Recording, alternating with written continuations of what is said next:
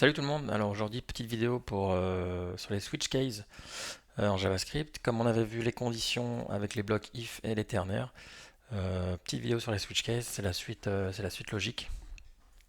Donc ici on a un bloc comme on a déjà vu, à savoir la valeur de mon input, et ensuite je vais faire un if sur la valeur de cet input qui est une string, et on va la vérifier avec plein de valeurs.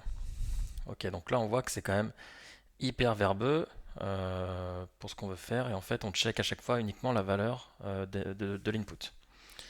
Donc dans ces cas-là en fait on a quelque chose qui s'appelle le switch case et qui est très pratique et en fait ces deux codes-là font exactement la même chose. C'est-à-dire qu'on peut switch sur une variable, donc ici notre input, et ensuite on va case la valeur de cette variable. Donc ici le input égale orange, donc un triple égal. Donc on va checker pardon, sa valeur et son type, que ce soit bien une string. Donc en fait, ça sera exactement la même chose que de faire le switch input et le case ici de rentrer dans le case orange. Et donc une fois qu'on est dans le case orange, bah, on va loguer et ensuite on va utiliser l'instruction break pour sortir du switch et ne pas continuer à dérouler les cases. Donc en fait, bah, vous le voyez, en fait, c'est une fois qu'on a la syntaxe, on sait déjà l'utiliser, ça fait la même chose, quoi.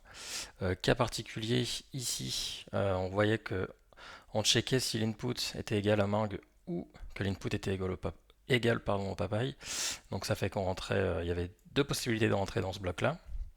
On voit ici que le switch case, on a possibilité ici de rajouter des cases à la suite, comme ça. Et en fait, on rentrera uniquement dans ce bloc-là. Donc, hop, pardon. Donc, petit point spécifique. Et on voit que pour le else, le switch case, en fait, on va utiliser l'instruction default. Et dans le default, bah, en fait, il va venir en dernier. On va checker tous les autres cas avant. Donc, dans ce cas précis, il n'y aura pas besoin de break. Donc voilà, c'était tout pour les switch cases.